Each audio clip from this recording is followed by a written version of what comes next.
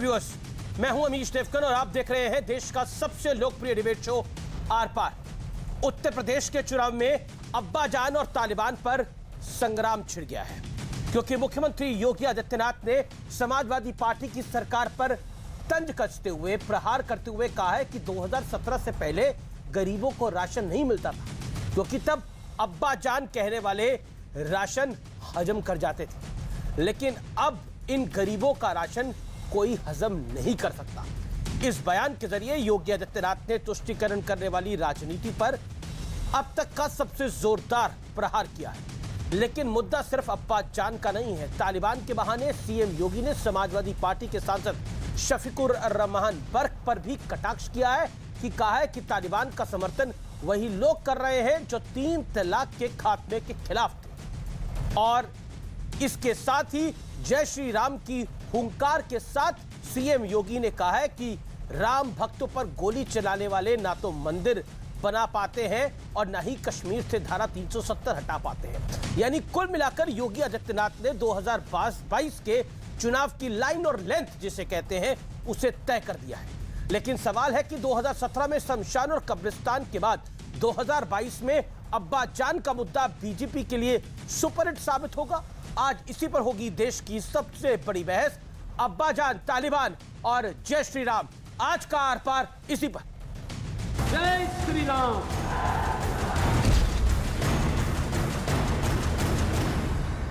आप लोगों को राशन मिलना है राशन। क्या ये राशन 2017 के पहले भी मिलता था? क्योंकि तब तो अब्बाजान कहने वाले राशन हजम कर जाते थे। ये महज एक शब्द नहीं था, बल्कि इस एक शब्द में यूपी के सीएम योगी आदित्यनाथ ने पिछली सरकारों पर निशाना साधते हुए बड़ा संदेश देने की कोशिश की। तुष्टीकरण की सियासत पर प्रहार किया है। यूपी की हालत इतनी खराब है, कुछ काम नहीं किया, और आप जो है सिर्फ हिंदू मुस्लिम से ये मुस्लिम हिंदू राजनीति बंद कीजिए। ये सिर्फ और सिर्फ अपना चेहरा छुपाने के लिए आपने आज तक 5 साल में कुछ नहीं किया। यूपी में कब्रिस्तान और शमशान घाट की बहस करते हैं, कभी कहते हैं कि बिजली दी जाती है फ्री में, जो एक त्योहार होता है अल्पसंख्यकों का, उस पर दी जाती है ईद मनाने के लिए, और दिवाली में नहीं दी जाती है, होली में नहीं जाती। धर्म की राजनीति करना चाहते हैं और इसके अलावा कुछ नहीं जानते हैं। फिर आप चालू हो गए अब्बाजान, भाईजान। आपके कौन भाईजान है, कौन अब्बाजान है, देश को पता है। आप तो ये बताइए कि नौकरियां कैसे लगेगी। जो अब्बा का डब्बा वाली पॉलिटिक्स हुआ करती थी वो तो खत्म हुई है। अब अब्बा के डब्बे की पॉलिटिक्स नहीं है, बल्कि समावेशी विकास की है, सर्वस्पर्शी सशक्तिकरण की है। लेकिन मामला सिर्फ अब्बाजान पर नहीं रुका। सीएम योगी की सभा में जय श्री राम भी गूंजा और तालिबान का मुद्दा भी उठा। प्रभु राम की जन्मभूमि के मंदिर निर्माण का कार्य भी जब बीजेपी की सरकार प्रदेश और केंद्र में मोदी जी प्रधानमंत्री बने तभी ये कार्य संभव हो पा रहा है। आप खुश हैं अयोध्या में राम मंदिर बनने से? क्या खुश हैं? आप सब लोग हाथ खड़ा करके थोड़ा मुझे बताइए, क्या अयोध्या में राम मंदिर से खुश हैं ना सभी लोग? तालिबान का समर्थन करने वाले क्या 3 तलाक को रोकते? तो भाइयों बहनों, फिर इस जातिवादी और वंशवादी मानसिकता को प्रदेश की जनता कतई बर्दाश्त न करे। याद रखना, बिच्छू कहीं होगा तो डसेगा ही। इस बीच असदुद्दीन ओवैसी अपने एजेंडे के साथ यूपी में ताल ठोक रहे हैं। तो क्या अखिलेश ने कहा कि हिंदू वोट डिवाइड होगा इसलिए मैं हार गया? इनकी क्या मजाल में मुझे कहते हैं कि मुसलमान का वोट नहीं मिलेगा तो बीजेपी जीत जाएगी। क्या मुसलमान तुम्हारा कैदी है? उधर यूपी चुनाव से पहले राहुल गांधी और प्रियंका वाड्रा का मंदिर दर्शन जारी है। पहले राहुल गांधी पैदल यात्रा करते हुए जम्मू में वैष्णो माता के मंदिर पहुंचे, तो प्रियंका वाड्रा भी रायबरेली में चुरवा हनुमान मंदिर में बजरंगबली के दर्शन करने पहुंची। लेकिन आज सबसे बड़ा सवाल है, क्या यूपी का चुनाव पूरी तरह धर्म की धुरी पर घूम रहा है? आज इसी पर होगी देश की सबसे बड़ी बहस। और जो ये अब्बाजान वाली पॉलिटिक्स है, इसमें बहुत कुछ है, लेकिन विश्लेषण क्या है योगी के चुनावी चक्रव्यूह का विश्लेषण, क्योंकि एक एक करके आज पॉइंट घूमेंगे हम, आपको एक एक पॉइंट बताएंगे कि अब्बाजान का मतलब क्या है, तालिबान से तात्पर्य क्या है और प्रभु जय श्री राम के उद्घोष से योगी के मायने क्या है। तो एक एक करके हर विषय पर हम आपको बताएंगे। सबसे पहले अब्बाजान की बात करते हैं, क्योंकि योगी आदित्यनाथ ने समाजवादी पार्टी के मुस्लिम तुष्टीकरण को आड़े हाथों लिया है और उसको उसके साथ जोड़ने की कोशिश की है। अब हम दूसरे विषय पर आते हैं, वो है तालिबान। आपको याद होगा शफीकुर रहमान बर्क, जो कि समाजवादी पार्टी के वरिष्ठ नेता और सांसद भी हैं, उन्होंने बयान दिया था 3 तलाक और तालिबान समर्थकों को एक जैसा बताया है।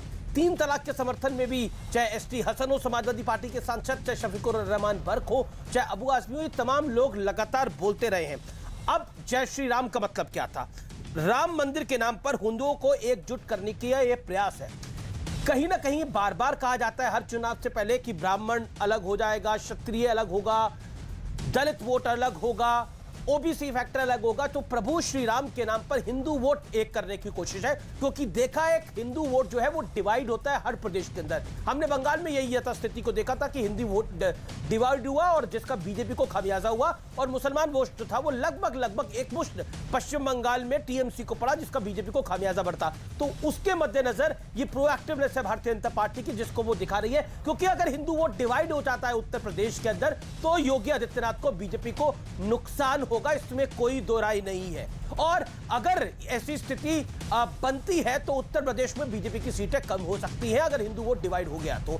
ऐसा बीजेपी का भी एनालिसिस है लगातार। और बंगाल में, पश्चिम बंगाल को मैंने अच्छे से स्टडी करा तो पश्चिम बंगाल में भी यही निकल के आया है, क्योंकि वहां पे वोट डिवाइड हुआ और मुसलमान वोट एक मुश्त पड़ गया, तो बीजेपी को हार का सामना करना पड़ा। हालांकि बीजेपी की सीटों में इजाफा हुआ, बीजेपी की पहले 3 सीटें थी, 77 आई, बीजेपी का वोट शेयर बहुत बढ़ गया, लेकिन बीजेपी सरकार बनाने की स्थिति में नहीं पहुंच पाई। मैं बढ़ता हूं आगे।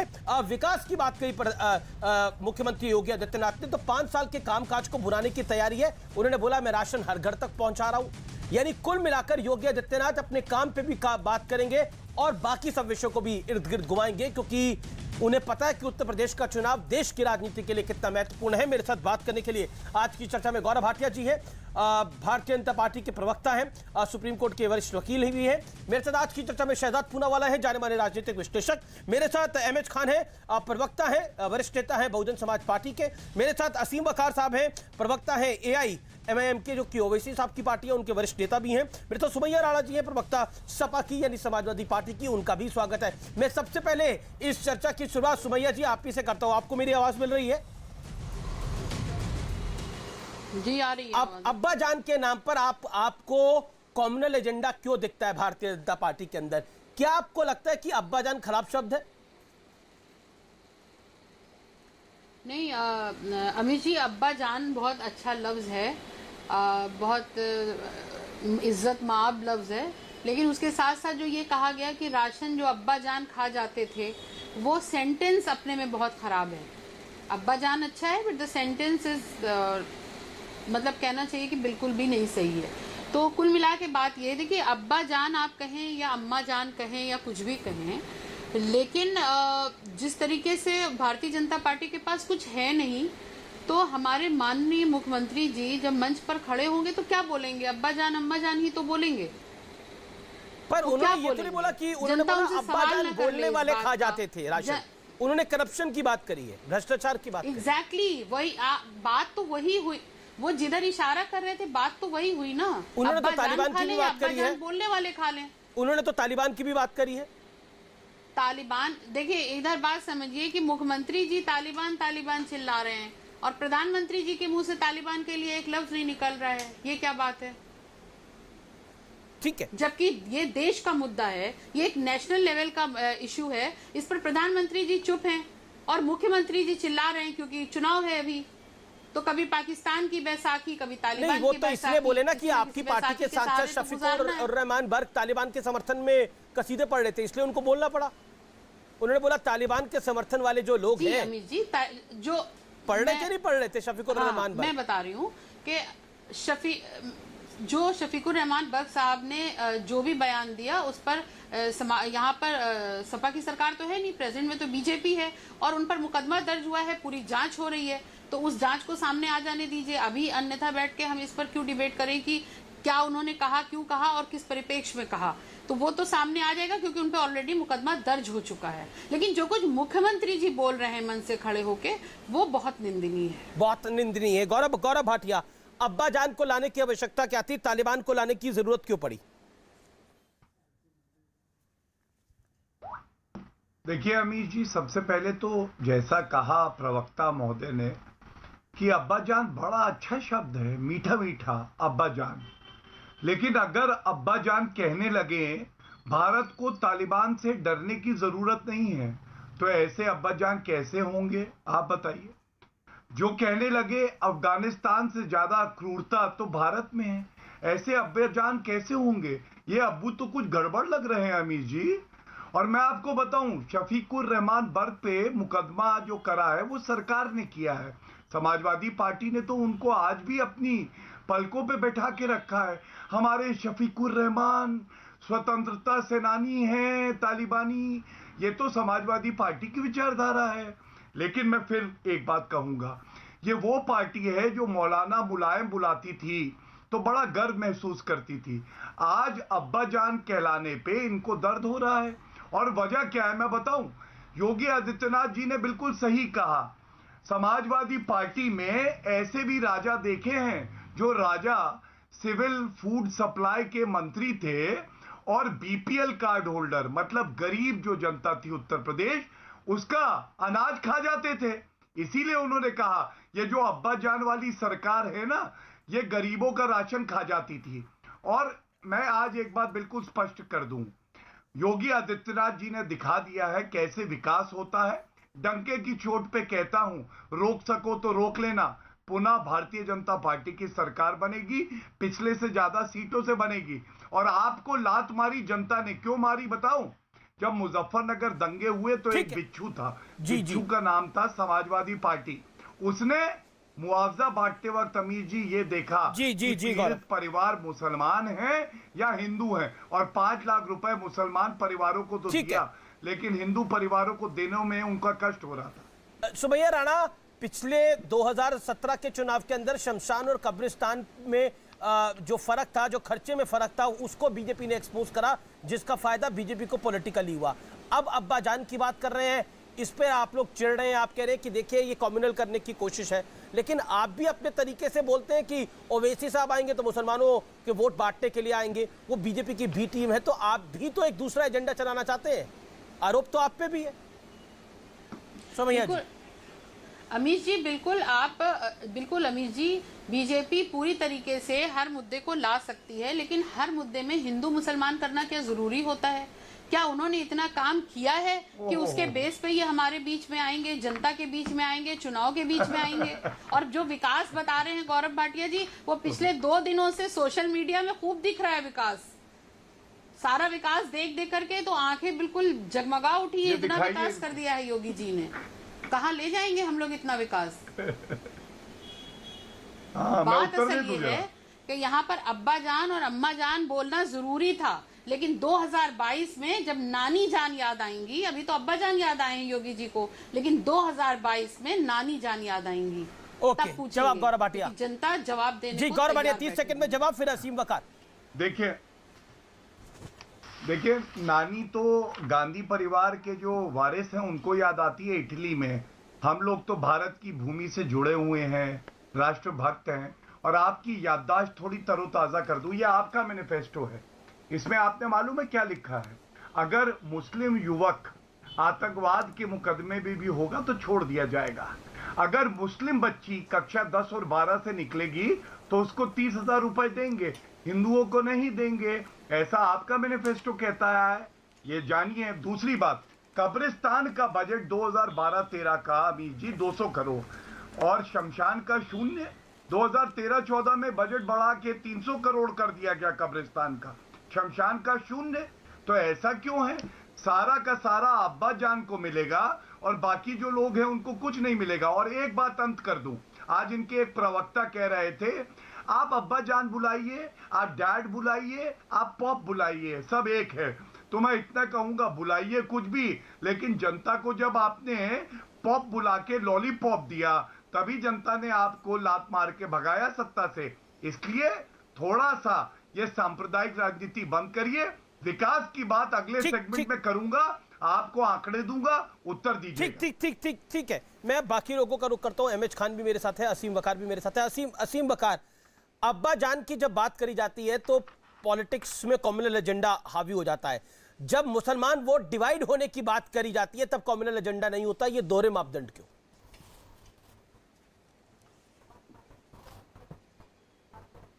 फिर से एक बार सवाल पूछ लीजिए सर। मेरा सवाल यह है कि जब अब्बा जान की बात हो रही है तो पॉलिटिकल पार्टियां कह रही है ये कम्युनल एजेंडा है। ठीक है, मान लिया ये कम्युनल एजेंडा है। जब ये कहा जाता है कि मुसलमान वोट डिवाइड कराने के लिए एक पॉलिटिकल पार्टी आ रही है, मुसलमान वोट डिवाइड करने के लिए पूरा खेल करा जा रहा है, तो वो कम्युनल एजेंडा क्यों नहीं है? नहीं सर, कम्युनल एजेंडे की बात यहां हो ही नहीं रही थी। और जितने भी लोग हैं, जितनी जातियां हैं, अगर वो अपनी जाति और धर्म की बात करते हैं तो कम्युनल कैसे हो गया? यहां के ऊपर जो मामला है वो यह है कि कौन राशन दे रहा है और किसने खाया। अब्बा जान, पिताजी, डैडी, पापा, अगर इस तरह से राजनीति होगी, अमीश देवगन जी और आप जैसे पत्रकार अगर अम्मी, पापा, मम्मी, डैडी पर बहस करेंगे, अब्बा पे बहस करेंगे, तो ये बता दीजिए कि देश की बात कौन करेगा? योगी जी कह रहे हैं कि उन्होंने इतना सब बांट दिया, इतना राशन बांटे डाल रहे हैं, कहां से ला रहे हैं? ये जानकारी होना चाहिए ना, कहां से लेके आ रहे हैं इतना राशन, पैसा कहां से आ रहा है? 32 रुपए और 33 रुपए का तेल 100 रुपए में बेचा जा रहा है, 70 रुपए पर लीटर। 70 करोड़ लीटर तेल रोज बिक रहा है। 350-400 रुपए की गैस 1000 रुपए में बेची जा रही है। आप एहसान कर रहे हैं उत्तर प्रदेश पर या देश पर? कहां से पैसे लेके आ रहे हैं? योगी जी अपनी जेब से ला रहे हैं, माननीय मोदी जी अपनी जेब से ला रहे हैं, अमित शाह साहब कहां से लेकर आ रहे हैं? मुझे बताइए तो। देश आपसे पूछ रहा है, आपसे आप लेके आए हैं, आप डाटा लेके आए होंगे कि इतना बजट यहां से आया, इतना बजट यहां से आया। तो आपको अब्बा जान से दिक्कत है, राशन से दिक्कत है? पूछ रहा हूं सर, किसके पैसे से बनाया? आपको अब्बा जान से दिक्कत है, राशन से दिक्कत है? नहीं, किसी चीज से दिक्कत नहीं है। दिक्कत इस बात की है कि महंगाई चरम पर है और आप अब्बा जान लेके बैठे हैं। साहब, आपको 3 लाख 4 लाख सैलरी मिलती होगी। आप उस आदमी से पूछिए, अमीश भाई, जो आप ही के चैनल में आपके नेता कहते हैं भाषणों के अंदर कि मुसलमान का वोट डिवाइड करने के लिए अगर वो मुझ पे आरोप लगाएगा तो क्या वो अखिलेश यादव पे, वो कौन सा ओवैसी साहब कौन सा महंगाई की बात कर रहे हैं? यहां पर आप महंगाई पर लेक्चर दे रहे हैं। या मैं आप पे आरोप नहीं लगा रहा। नहीं, मेरे पे तो आप आरोप नहीं लगाएंगे तो क्या हासिल कर लेंगे? आप ये बताइए, एक मिनट, मैंने सर सुनिए। अरे सर सुनिए। जी बोलिए 40 सेकंड। कहा कि योगी जी कहां से बांट रहे हैं? हाँ, तो मेरा सवाल आपसे ये है कि आपको राशन से दिक्कत है, अब्बा जान से दिक्कत है? 400 रुपए की गैस 1000 की आप बेच रहे हैं, जो आप नाराज हो रहे हैं। मैं पूछ रहा हूं सर, कौन बेच रहा है? जो बेच रहा है वो नाराज हो, या उसके रिश्तेदार नाराज हो, या उसके दोस्त नाराज हो, या उसके जो कार्यकर्ता है वो नाराज हो, जो 100 रुपए का तेल बेच रहा है। ना आप रिश्तेदार हैं, ना आप कार्यकर्ता हैं, ना आप उनकी टीम के आदमी हैं, आप क्यों नाराज हो रहे हैं? मैं तो आपसे सवाल पूछ रहा हूं, मेरा तो विषय है उसके ऊपर। आपको तकलीफ किससे है? मुझे तो तकलीफ आपकी समझ नहीं आ रही। आप अब्बा जान पे नाराज है, राशन पे नाराज है, पेट्रोल पे नाराज है, क्या काय पे नाराज है? आप अपने आप पे नाराज है। मैं नाराज हूं पेट्रोल पर। अच्छा, पेट्रोल पर आप नाराज है, लेकिन ये बहस तो अब्बा जान पर है। आपको बता के विषय में बुलाया था। नहीं, अब्बा जान, पापा, मम्मी, डैडी, अब्बू, पिताजी, बाप, इनसे अगर देश का भला हो रहा है तो सुबह से शाम तक करिए और मुझे बुला लीजिए। साहब, मैं भी बैठूंगा आपके साथ। ये एक मुझे ये बताइए कि डैडी, मम्मी, पापा, जी ओके। अगर शहजादपुरा वाला कुछ जवाब देना चाह रहे? शहजादपुरा वाला ठीक है, शहजादपुरा वाला जवाब 50 second. Shehzad, quickly make your point. देखिए, पहले अमीश जी पहले मैं आपके दर्शकों को अवगत करा दूं कि समाजवादी पार्टी के कार्यकाल में 35,000 करोड़ का स्कैम हुआ था फूड ग्रेन का, जिसमें आरोप मायावती की सरकार ने लगाया था कि ये फूड ग्रेन नेपाल और बांग्लादेश भेजा गया। तो ये तो हकीकत है और फिर इलाहाबाद हाईकोर्ट ने इसमें सीबीआई की जांच की मांग की। तो अब्बाजान बोलने वाले इसकी चोरी कर रहे थे। दूसरी बात, अब्बाजान क्या है? अब्बाजान केवल एक टर्म, एक संप्रदाय का नहीं, ये एक सोच है। जब आप कहते हैं मुझे यूपी एटीएस पर भरोसा नहीं जब 2 अलकायदा के आतंकवादी पकड़े जाए, ये अब्बाजान मानसिकता है मुस्लिम तुष्टिकरण की। जब आप कहें राम कार सेवकों को गोली मार दी, 40 और को मार देता, ये तुष्टिकरण की राजनीति है। जब आप कहें कि यूपी के आतंकियों को मुसलमान हैं इसलिए छोड़ देंगे, ये अब्बाजान मानसिकता है। जब आप कहें कि हमें भरोसा नहीं है वैक्सीन पर, जबकि 8.5 करोड़ वैक्सीन लगे हैं, मोहम्मद को भी मोहित को भी 15 करोड़ जो है वो राशन बटा है, मोहम्मद और सुल्तान और शिल्पा तीनों को बटा है, किसी में भेदभाव नहीं हुआ। पर मैं आज सुमैया राणा जी बैठी है, मैं उनसे एक चीज पूछना चाहता हूं। चलिए, उन्होंने तालिबान वाले सवाल पर तो गोल कर दिया। इरफान सोलंकी ने नमाज रूम की मांग की है। मैं चाहता हूं समाजवादी पार्टी अगर तुष्टिकरण में विश्वास नहीं रखती तो अभी के अभी ऑन एयर इरफान सोलंकी पर क्या कार्रवाई की जाएगी, इसका आपके चैनल पर ब्रेकिंग न्यूज बता दे। मैं सुमैया राणा जी को चुनौती देता हूं कि यदि वो तुष्टिकरण की अम्मी जान और अब्बा जान उनकी पार्टी नहीं है तो अभी अभी इरफान सोलंकी ने जो नमाज रूम की मांग की है उसका खंडन करे और उस पर क्या कार्रवाई करेंगे, बोले। सुमैया 30 सेकंड बोलिए। कार्रवाई मैं बता रही हूँ, शहजाद पूनावाला ने सवाल किया वो ठीक है, बट आप ये समझिए कि कार्रवाई करना सुमैया राणा के हाथ में नहीं है। एक चीज, इसका फैसला पार्टी करेगी, लेकिन जो कुछ इरफान सोलंकी साहब ने कहा है वहां पर पार्टी खंडन करती है, हाँ या ना? रूम चाहिए, नमाज रूम। देखिए, कहीं समाजवादी पार्टी का हमेशा एक स्टैंड रहा है कि वो हर सर्व धर्म को लेकर साथ चलती है। नमाज रूम हो या पूजा रूम, खंडन करती है, अगर हाँ बात होगी तो फिर बराबरी की होगी। सिर्फ अब्बा जान कह के किसी एक धर्म को तो आप खंडन करती है, हाँ या ना? अगर अगर अगर अगर नमाज रूम होगा, आजम खान कहते थे अल्लाह अकबर के नारे लगा के कारगिल फतेह की। आपके बर्क साहब ने कहा है शरिया लागू नहीं किया, कोरोना हो गया। बर्क साहब ने यह भी कहा है तालिबान स्वतंत्रता सेनानी है। पर आपसे मैं सीधा सवाल पूछ रहा हूं, नमाज रूम का आप खंडन करती हैं, हाँ या ना? देखिए, मेरा जो पर्सनल व्यू है कि नमाज पढ़ने के लिए ऑलरेडी पर्याप्त, पर्सनल नहीं पार्टी का, आप पार्टी की तरफ से बैठी हैं। मुझे समाजवादी पार्टी का व्यू जानना है मैडम। यूपी चुनाव में मुझे सुमैया राणा को वोट नहीं देना, समाजवादी को देना है, बताइए। देखिए, इधर शहजाद पूनावाला जी, आपका व्यू नहीं जानना, मुझे पार्टी का व्यू बताइए। जो भी स्पष्ट मैं बता रही हूँ आपसे कि जो चीजें जरूरी होंगी समाजवादी पार्टी उस पर स्टैंड करेगी, और जो चीजें नहीं होंगी उन पर कोई भी किसी किस्म की भी। क्या आपको नहीं लगता कि सरकार के पैसे, जनता के पैसे का खर्च नमाज रूम पे होना चाहिए? आपके विधायक कहते हैं आपका खून नहीं खोलता। ये तुष्टिकरण की अम्मी जान नहीं बन रही है आप, ये तुष्टिकरण के अब्बा जान नहीं बन रही है इरफान सोलंकी। जब आप कहते हैं सरकार का पैसा नमाज रूम में लगा दिया जाए, क्यों सरकार का पैसा लगाया जाएगा? क्यों जनता का पैसा नमाज रूम में खर्च होगा? क्यों वहां पर स्कूल ना बने? क्यों और दूसरी चीजें ना बने? नमाज रूम क्यों बने? जनता के पैसे के साथ क्या कर रही है? 15,000 करोड़ का जवाब दिया उन्होंने, देखा आपके प्रधानमंत्री जी ने। आप ये बताएंगे जवाब कि नहीं दे पा रहे अमीश जी, आपके सामने है समाजवादी पार्टी स्वास्थ्य सेवाओं या के साथ समाजवादी जो खिलवाड़ किया गया, लोगों की जानों के साथ खेला गया, आप उसका हिसाब देंगे? आप यहाँ बैठ करके सिर्फ हिसाब लेना आता है, हिसाब देना भी सीखे भारतीय जनता पार्टी। तुष्टिकरण की अम्मी जान बोल रही है। ठीक है, अपने वक्तव्य को तुष्टिकरण की अम्मी जान, एमएच खान, तुष्टिकरण की बहन जान, एमएच खान कर दिया आपने 2017 के संकल्प पत्र में लिखे हुए कौन से? एमएच खान, क्या आपको लगता है जब अब्बा जान की बात करते हैं, जब योगी आदित्यनाथ जय श्री राम का नारा लगाते हैं, तो उनका स्पष्ट रूप से कहना होता है कि भ्रष्टाचार कम होना चाहिए और तुष्टिकरण की राजनीति को समाप्त कर दिया गया है 2017 के बाद। 2017 से पहले जो सरकारें रही वो तुष्टिकरण को आगे बढ़ाती थी, चाहे वो मायावती की सरकार हो, चाहे वो अखिलेश यादव की सरकार हो। खान साहब, तुष्टिकरण की राजनीति कौन कर रहा है? ये पूरी उत्तर प्रदेश की जनता देख रही है, पूरा देश देख रहा है।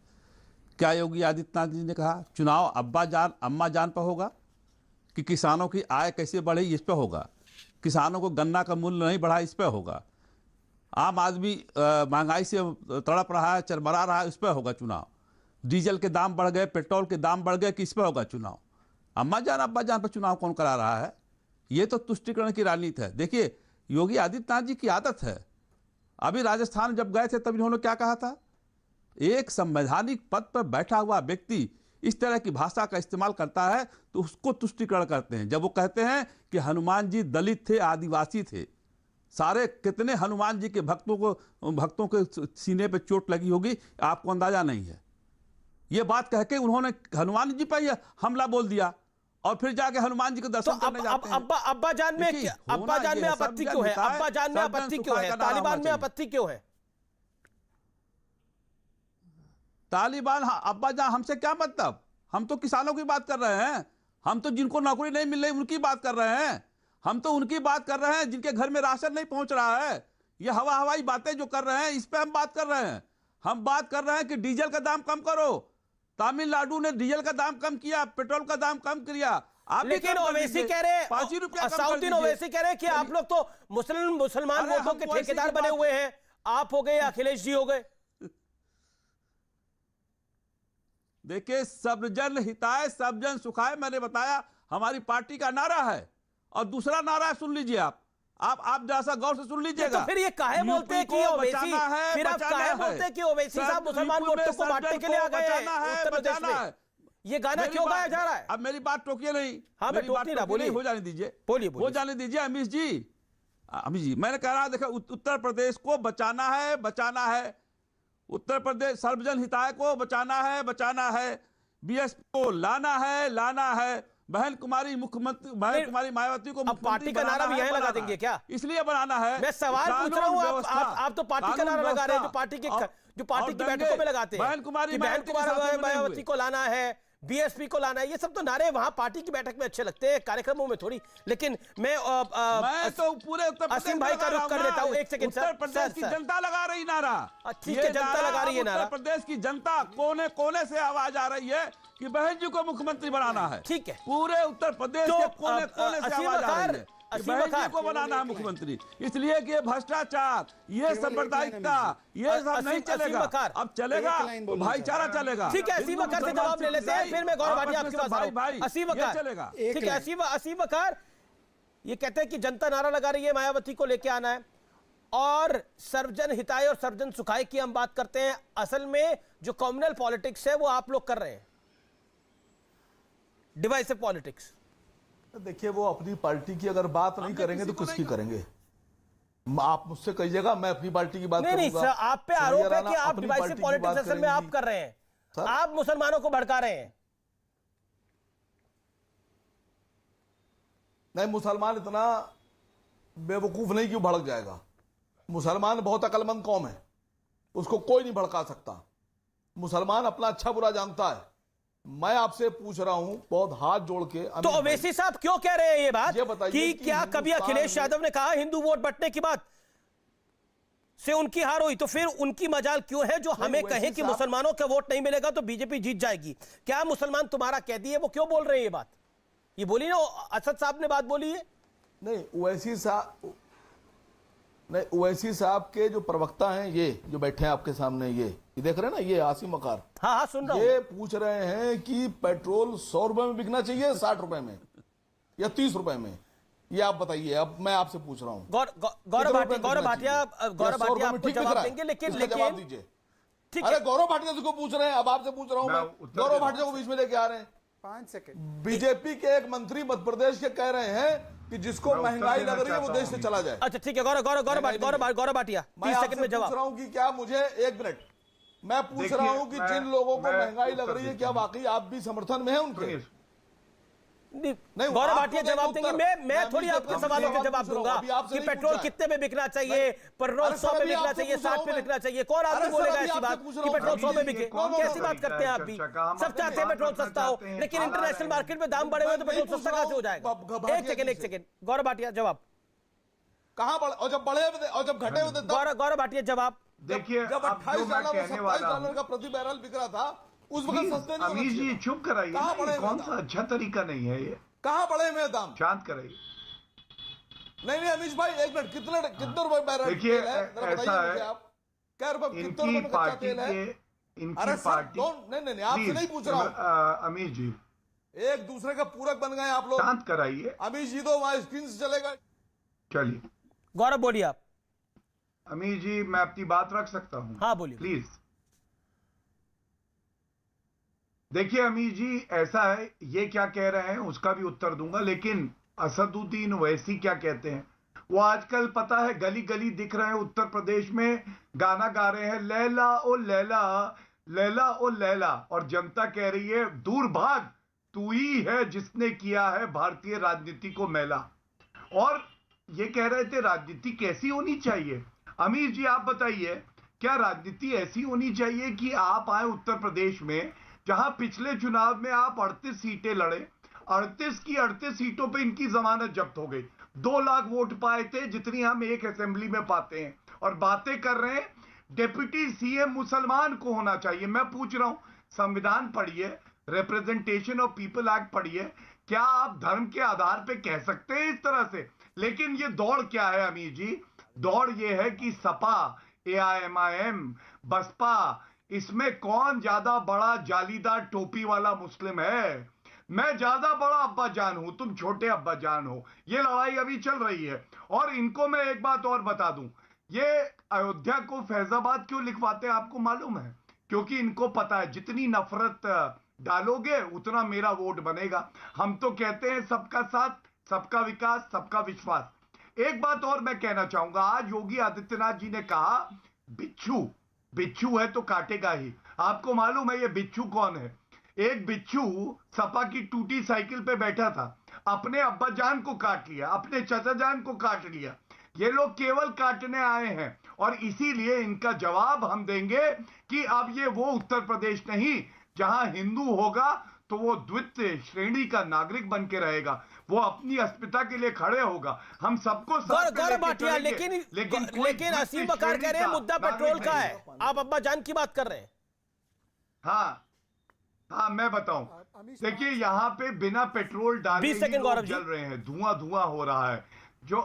जो हैदराबाद तक आपको धुआं दिखाई देगा। अरे पेट्रोल पे आप चर्चा रखिएगा अमीर जी, इनका धुआं निकाल देंगे बिना पेट्रोल के। ये क्या बोल रहे हैं? और विकास की बात करते हैं। इस उत्तर प्रदेश में गुंडा राज था, यहाँ पे वो गुंडे थे कि लोग जो है डरते थे, गुंडे खुले में घूमते थे। आज गुंडे डरे हुए हैं, जेल में बेल हो गई लेकिन बाहर आने को तैयार नहीं है। और अंत कर रहा हूं बसपा पे। ठीक है, लेकिन असीम बकार, आप गुंडे हो गए सत्ताधारी। एक सेकंड मायावती पे भी लेकिन मुख्तार अंसारी को साथ लेकर सुमैया राणा कौन सी गवर्नेंस देंगे आप? मुख्तार अंसारी को साथ लेकर कौन सी गवर्नेंस देंगे आप? बताइए ना। उधर ओवैसी साहब अतीक अहमद को साथ ले रहे हैं, आप लोग मुख्तार अंसारी को साथ ले रहे हैं। मुख्तार अंसारी गवर्नेंस का पर्यायवाची है क्या? एक नामजद बदमाश। गौरव भाटिया जी के जो अभी नहीं, सुमैया जी, उस पर मुझे बोल लेने दीजिए। नहीं, आप बोल लीजिएगा, मेरे सवाल का जवाब दीजिए ना। मुख्तार अंसारी की को पार्टी में लेकर या फिर उसके परिवार को पार्टी में लेकर कौन सा आप पब्लिक का इसके साथ इंसाफ कर रहे हैं? बताइए ना मुझे। भारतीय जनता पार्टी के पास अगर साध्वी प्रज्ञा जैसे लोग हैं तो वो कौन सा उद्धार कर रहे हैं? साध्वी प्रज्ञा कब कन्विक्ट हुई बताइए मुझे? साध्वी प्रज्ञा कब कन्विक्ट हुई? कब उस पे चार्जशीट डाली गई? यूपीए की सरकार थी, चार्जशीट कब डाली गई? कुछ भी बोलते हैं आप लोग कि कितने दागदार हत्यारे बलात्कारी आपके पास। तो मतलब अगर बीजेपी दागदार और बलात्कारियों के लिए होगी तो आप भी लेंगी दागदार और बलात्कारियों को? आप बीजेपी को फॉलो कर रही हैं? आप क्यों आप डिबेट नहीं, मैं तो सवाल पूछ रहा हूँ। बीजेपी गलत कर रही है, आप कह रही है, आपकी बात को मान रहा हूँ, तो आप क्यों गलत कर रही है? क्योंकि बीजेपी गलत कर रही है। दीजिए अब्बा जान, एक एक करके अभी डिबेट के बहुत मौके मिलेंगे अमीश जी। तो मुझे सवाल का जवाब दीजिए ना कि आप लोग बीजेपी को फॉलो कर रहे हैं। मैडम, आपने खुद ही माना कि बीजेपी ऐसा कर रही है तो हम भी कर रहे हैं ऐसा, तो आप में और बीजेपी में फर्क क्या रह गया? फॉलो समाजवादी पार्टी कर ही नहीं सकती। हर वर्ग धर्म के साथ खड़ी है Samajwadi party.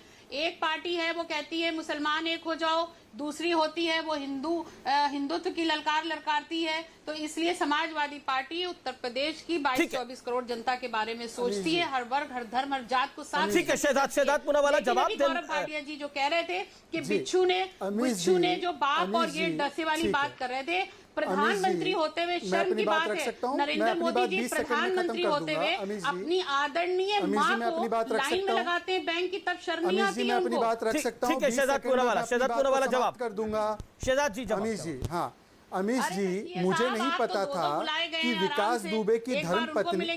Sir please, Amish ji please, आपका संरक्षण चाहता हूं मैं। अमीश जी, मुझे ये नहीं पता था कि विकास दुबे की बीवी, अतीक अहमद की बीवी और मुख्तार अंसारी का भाई, ये तीनों किसान और पेट्रोलियम एक्सपर्ट है, और इन तीनों को इन्होंने सपोर्ट करके अपनी पार्टी में लेकर ये गुड गवर्नेंस का नया मॉडल तैयार करना चाहते हैं उत्तर प्रदेश में। पर मैं सुमैया राणा जी से एक और सवाल पूछता हूं, क्योंकि उनको चर्चा गवर्नेंस की करनी है। मोहतरमा, मुझे ये बता दीजिए कि आपके अखिलेश यादव जी के समय में कितनी खरीद की आपने गेहूं की राज्य में, और आज कितनी खरीद है? बता पाएंगे आंकड़ा? आप नहीं बता पाएंगी। 7 लाख मेट्रिक टन हुआ करता था, आज 56 लाख मेट्रिक टन है। आज 45 लाख किसानों को नहीं, आप सुन लीजिए, 1,40,000 करोड़ का भुगतान हुआ है गन्ना किसानों को। मैं आपसे पूछना चाहता हूं सुमैया राणा जी कि आप मुझे 2 उपलब्धि बता दीजिए मुख्तार अंसारी के भाई की, जो उन्होंने गुड गवर्नेंस में की हो, जिसके लिए आपने उनको टिकट आपने अपनी पार्टी में लिया है। 2 उपलब्धि, ठीक, केवल 2। ठीक है, लगता है सुमैया का फोन डिस्कनेक्ट हो गया, उन तक आवाज नहीं जा रही। असीम वकार, क्या आपको लगता है कि अतीक अहमद को लेकर मुख्तार अंसारी को टिकट ऑफर करके आप पेट्रोल की दाम कम करवा लेंगे? क्या आपको लगता है गवर्नेंस का एक नया मॉडल पेश कर देगी ओवैसी साहब की पार्टी? असीम वकार, आवाज मिल रही है आपको? देखिए, मुख्तार अंसारी से अगर आपको तकलीफ है या किसी को है, तो मुख्तार अंसारी के बारे में एक बात बोल दूं कि वो 5 बार के विधायक हैं। और अतीक साहब भी 1 बार सांसद रहे हैं और 5 बार वो भी विधायक रहे हैं, 4-5 बार रहे हैं। लेकिन उन पे इल्जाम क्या है? इलेक्शन कमीशन और जेल में क्यों संविधान, सुनिए, इलेक्शन कमीशन और भारत का संविधान बिल्कुल जिन लोगों को चुनाव लड़ने की परमिशन देगा, हम उनको टिकट देने के लिए रजामंद हैं। अगर इलेक्शन कमीशन आपको प्रतिबंधित कर देगा तो हम आपको भी नहीं देंगे। अगर इलेक्शन कमीशन आपको कहेगा आप लड़ सकते हो तो हम आपको भी टिकट दे देंगे। आइए, हमारे दरवाजे खुले हैं सर।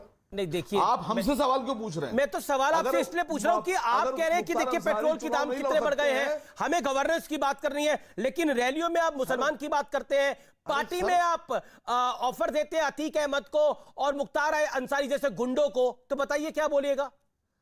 और आप मानने को तैयार नहीं है कि वो गुंडे हैं। हाँ सर, आपसे इसलिए आप मानने को तैयार नहीं कि वो गुंडे हैं। बोलने तो दीजिए। अतीक अहमद और मुख्तार अंसारी नहीं, यहाँ आपकी शक्ल देखने के लिए नहीं बैठा हूं।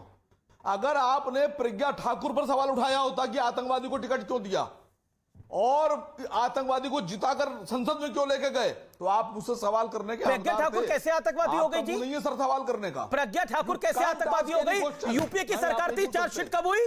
यूपीए की सरकार थी, चार्जशीट कब हुई? बताइए मुझे आप, चार्जशीट बताइए कब हुई, उसके बाद बात करिएगा। मुकदमा चल रहा है सर। ना, कब यूपीए की सरकार थी, चार्जशीट हुई थी कि नहीं हुई थी? चार्जशीट में क्या आया था, नहीं आया था, बताइए। सुनिए ना, दूध का दूध और पानी का पानी हो जाए जी। आप बार बार प्रज्ञा ठाकुर आतंकवादी थी, हिंदू आतंकवाद, ये थ्योरी आप बनाते हैं और मानने को तैयार नहीं है कि मुख्तार अंसारी गुंडा है, अतीक अहमद गुंडा, ये मानने को तैयार नहीं है। 37% क्रिमिनल्स उत्तर प्रदेश में बीजेपी के विधायक हैं। सवाल पूछेंगे आप? मुझे बताइए, मुख्तार अंसारी जो बीजेपी का गुंडा होगा उससे सवाल पूछा जाएगा। मुख्तार अंसारी गुंडा नहीं लगता आपको? अतीक अहमद गुंडा नहीं लगता, जिन्होंने लोगों का जीना हराम कर रखा था अपने इलाके के अंदर? वो गुंडे नहीं लगते आपको? जिन्होंने मर्डर करे, बलात्कार के केस लगे, जिन्होंने मर्डर करे, जिन्होंने हैवानियत दिखाई, वो आपको गुंडे नहीं लगते? और आप उनके संरक्षण बन के सामने आ रहे हैं और बात करें पेट्रोल की, बात कर रहे हैं गवर्नेंस की। वाह जी वाह। नहीं सर, अभी किसी केस में सजा नहीं हुई है। नहीं, अभी सजा नहीं हुई किसी केस में। नहीं, बिल्कुल आपकी बात वाजिब है, सजा नहीं हुई है, लेकिन मैं आपसे पूछ रहा हूं, अतुल राय का नाम सुना आपने? मैंने तो सभी का नाम सुना हुआ है जी उत्तर प्रदेश के अंदर। आपने? मैंने तो गुड्डू पंडित का नाम भी सुना हुआ है। गुड्डू पंडित को कोई बोलेगा वो गुंडा नहीं तो बोलना पड़ेगा ना, हाँ वो गुंडा था। अगर आप बोलेंगे मुख्तार अंसारी गुंडा नहीं है तो मुझे बोलना पड़ेगा हाँ वो गुंडा है। नहीं, मैंने तो सबका नाम सुना हुआ है। मैंने तो श्री प्रसाद शुक्ला का नाम भी सुना हुआ है, जिसको कल्याण सिंह ने गोली, जिसको कल्याण सिंह की सरकार ने एनकाउंटर हो गया था कल्याण सिंह की सरकार में, मैंने तो उसका नाम भी सुना हुआ है। मैंने तो विकास दुबे का नाम भी सुना हुआ है, जिसका एनकाउंटर हो गया, जिसकी गाड़ी पलट गई। नाम तो मैंने बड़े सुने हुए हैं, लेकिन आप क्रिमिनल के अंदर धर्म ढूंढते हैं। प्रॉब्लम ये है, आप क्रिमिनल के अंदर धर्म ढूंढते हैं, मैं क्रिमिनल को क्रिमिनल की नजर से देखता हूं। फर्क ये है सर, सबसे बड़ा। बोलिए। फर्क यह है कि आप 100 रुपए में पेट्रोल बिकवा रहे हैं, आपकी जबान नहीं खुल रही है। अब आप आ गए वो 100 रुपए में पेट्रोल में। आप मुख्तार अंसारी को उत्तर प्रदेश के चुनाव में चुनावी बेहतरनी के लिए पार करवा रहे हैं, और यहां ज्ञान बांट रहे हैं। पेट्रोल 100 रुपए में बिक रहा है, 80 रुपए में बिक रहा है, 90 रुपए में बिक रहा है। बिल्कुल आपकी बात को माना, पेट्रोल महंगा बिक रहा है, लेकिन क्या मुख्तार अंसारी पेट्रोल की कीमत को कम कर देगा आकर? ओके शहजाद पूनावाला कुछ कहना चाह रहे हैं। Shehzad Poonawalla 40 second Shehzad Poonawalla, then MH Khan साहब। देखिए, विडंबना की बात है कि जो पैमाना साध्वी प्रज्ञा पे अपनाते वो मुख्तार पर अपनाने के लिए तैयार नहीं। जैसे कि मुख्तार अंसारी पेट्रोलियम मिनिस्टर बनके दाम 10 रुपए कर देगा। पर समझ में नहीं आता, बहुजन समाज पार्टी आज समाजवादियों के तुष्टिकरण पर कुछ नहीं कहना चाहती। वही पार्टी जिसने कहा चढ़ गुंडों की छाती पर मोहर लगेगा हाथी पर, जिस पार्टी ने एक समुदाय विशेष को पुलिस भर्ती में जो तुष्टिकरण किया समाजवादियों ने, उसके बारे में बोला, जिसने खुद ये फूड ग्रेन स्कैम को अनर्थ किया था मायावती की सरकार ने, आज वो पार्टी बीएसपी मतलब बड़ा समाजवादी पार्टी बनकर चुप बैठी है, मौन बैठी है, शांत बैठी है। ये कैसा प्यार है बुआ और बबुआ का? Okay MH Khan. शहजाद पूनावाला पता नहीं किस दुनिया में खोए रहते हैं। हमने समाजवादी पार्टी को जब हमारा वो हुआ तो हमने उससे संबंध तोड़ा। हमने आज भी हम कह रहे हैं चढ़ गुंडन की छाती पर गोली मारो, चढ़ गुंडन के अरे गोली मारो, क्या बोल रहे हैं? तो करते हैं ना तुष्टिकरण। पार्टी है वो। अरे क्या बोल के ये गुंडों की पार्टी है समाजवादी ना। अबूजान है ना तुष्टिकरण, समाजवादी पार्टी गुंडों की पार्टी है, तुष्टिकरण भी करती है ना। अरे आप होंगे, आप कहीं तो ही नहीं है। आप कौन सी पार्टी में बता दो। आप बताओ किस पार्टी में हो, किसके देश की पार्टी में, मैं देश की पार्टी में समाजवादी पार्टी तुष्टिकरण की अबूजान है या नहीं है? उधर हो, बीच में लटके हो भाई। मैं कहीं नहीं, मैं देश की पार्टी में, मैं जनता की पार्टी में, मेरे पार्टी में समाजवादी पार्टी गुंडों की पार्टी है, और गुंडों की पार्टी से हमारा कोई लेना देना नहीं है। हमारा तो किसानों से लेना देना है, जनता से लेना देना है। तो बोलो तुष्टिकरण करती है समाजवादी, बोलो तुष्टिकरण की पार्टी है समाजवादी। नमाज रूम की खिलाफत करो, नमाज रूम की खिलाफत करो। आप किधर हो? खान साहब, खान मियां नमाज रूम की खिलाफत करो। सिर्फ ओवैसी नहीं, सिर्फ ओवैसी साहब नहीं, अब तो मायावती जी की पार्टी भी कह रही है कि आप गुंडों की पार्टी है। एक गुंडे को तो आपने ले भी लिया है साथ में। जवाब सुमैया राणा जी, लगता है उन तक आवाज नहीं जा पा रही, या फिर सुमैया जी आवाज तो मिल रही होगी आपको, लगता है आवाज नहीं उन तक जा पा रही। सुमैया जी अब तो आवाज मिल रही है आपको? लगता है आवाज नहीं मिल रही, हम दोबारा कनेक्ट करने की कोशिश करते हैं। गौरव ओके। एमएच खान साहब बता दो कि तुम आरएसएस में हो कि बीजेपी में? ठीक है, जवाब शहजाद पूनावाला से हम जवाब ले लेंगे, लेकिन गौरव भाटिया जो अभी असीम वकार ने बोला और जो एमएच खान ने बोला, क्विक रिप्लाई। ओके सर आपने अपनी बात को रखा। गौरव जी 40 सेकंड। गौरव भाटिया देखिए, मैं 1 मिनट दे दीजिएगा, सपा और बसपा दोनों का जवाब दूंगा। खान साहब जरा अब्बा जान है किसी के, कौन सी पार्टी में आप? प्लीज शांत कराइए। किसी के अब्बा जान है जो तालिबान को अपनी जान मानते हैं। पूनावाला कहां से आए हैं? शांत कहां से ले आए अमित देवगन जी पूनावाला को? ये कौन? ये यहाँ हिंदुस्तानी आदमी चाहिए अमित भाई। जी पहले आप शांत कराइए, फिर बोलेंगे। दिल्ली वाला, कलकत्ता वाला नहीं चाहिए। मैं आपको बताऊंगा, आप ये कलकत्ता वाला आदमी बैठा है, पूछिए चाचा कहाँ ज्यादा है? बौखलाओ मत। आपका भी पुराना इतिहास कौन सी पार्टी में रहा है चाचा? यहाँ पे कौन सी पार्टी से है, सबका इतिहास मालूम है। किसकी पार्टी पे टिकट लड़े थे चाचा? चाचा किसके टिकट पे लड़े थे चुनाव? चाचा किसके टिकट पे लड़े थे? कांग्रेस के ना? एमएच खान साहब कांग्रेस के टिकट पे पहले चुनाव करते थे, कांग्रेस के पहले गुलामी करते थे, अब यहाँ पर चाचा बन के आए बसपा के। अरे चाचा छोड़िए ना, चाचा उम्र का लिहाज करता हूँ मैं आपका, आपकी दाढ़ी भी सफेद हो चुकी है, आप आराम से रहिए, कोई दिक्कत नहीं। आप नमाज जून की वकालत कीजिए, आप हाजी याकूब कुरैशी की वकालत कीजिए, आप हाजी याकूब कुरैशी और नमाज रूम की वकालत कीजिए, आप विकास दुबे की पत्नी के लिए चुनाव लड़िए। चलिए आप चले, कोई दिक्कत नहीं, मैं किसी पार्टी से नहीं, मैं देश की पार्टी। असीम वकार कुछ कह रहे थे, असीम वकार 30 सेकंड 20 सेकंड। असीम वकार, असीम वकार। नहीं सर, अभी मैं कुछ पूछूंगा तो आप कह देंगे नहीं। मैंने खाली ये पूछा था आपके हिसाब से कि क्या गैस 1000 में बिकना चाहिए? देखिए मुझे लगता है कि आप विषय पे बात ही नहीं करना चाहते। गैस 1000 पे बिकना चाहिए, फिर बोलेंगे दूध कितने में बिकना चाहिए, प्याज कितने में बिकना चाहिए, कोई बोलेगा कि महंगा बिकना चाहिए, सब बोलेंगे ना सस्ता बिकना चाहिए। कमाल की बात कर रहे हैं आप। नहीं ये विषय नहीं, ये प्याज टमाटर दाल पे डिबेट है क्या? कमाल की बात कर रहे हैं। अब आज ओवैसी साहब ने कोई बयान दिया है पिछले 2-3 दिनों के अंदर, प्याज टमाटर पेट्रोल पे कोई बयान दिया तो बताइए। ओवैसी साहब ने कोई बयान दिया है? मेरी तो जय करिए आप, आपकी मर्जी है, लेकिन मैं आपसे हाथ जोड़ के विनम्र तरीके से पूछ रहा हूं कि क्या ओवैसी साहब ने प्याज टमाटर दूध पर पेट्रोल पे कोई बयान दिया है तो बताइए। यहां ज्ञान तो फैलना बहुत अच्छा आसान है कि इसमें बात होनी चाहिए। आपके नेता वहां कह रहे हैं कि मुसलमान का वोट बंटना नहीं चाहिए, लेकिन डिबेट में आके बोलेंगे पेट्रोल का दाम बढ़ना नहीं चाहिए। देखिए वहां पेट्रोल कहीं और छिड़क रहे हैं, यहाँ पेट्रोल की बात करना चाह रहे हैं। ठीक है, ओके, आपने अपनी बात कर। गौरव भाटिया जी, गौरव भाटिया जी, आपको बुरा लग गया। गौरव भाटिया, मैं खुश हूं अब सब, मैं मतलब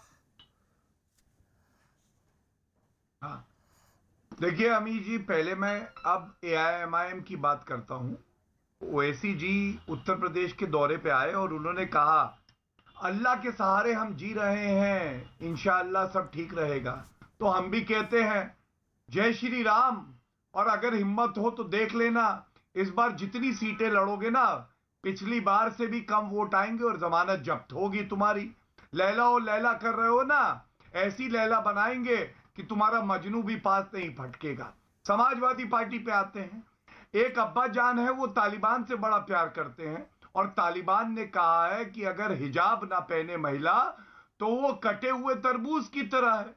तो आप बताइए, क्या उनकी बेटी आज ये मानेगी कि वो कटे हुए तरबूज की तरह है अगर हिजाब ना पहने? ये गलत सोच है, लेकिन ये लोग समझते नहीं है कि समाज का कितना नुकसान कर रहे हैं। और बसपा पे आते हैं। अरे 5 करोड़ की माला पहने मायावती निकली थी, आपको मालूम है 5 साल बाद बाहर आई है। क्यों आई है? 9-2-11 हो गई थी। फिर उन्होंने नोट गिने 5 करोड़ की माला में, वो 9-2-11 22 नोट कम निकले, वो बाहर आ गई, कहने लगी जनता मुझे 22 नोट दो। चोरी कर ली तुमने, 5 करोड़ की माला पहनाई और 22 नोट मार दिए।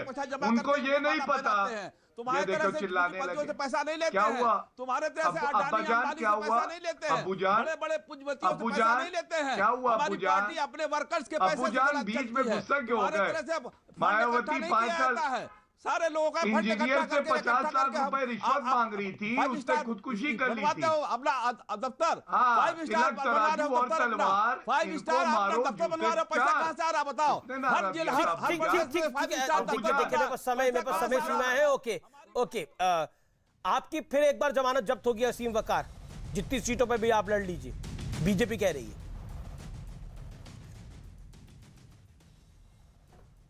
सर बीजेपी के ख्वाब हैं, बीजेपी देखे, और बीजेपी कुछ भी कहती रहे, हम चुनाव तो। टीम ने तलाशी अभियान चलाया जिसमें 4 लोगों के शवों को बरामद किया गया। बताया गया कि ये सभी लोग एक ही परिवार के सदस्य थे।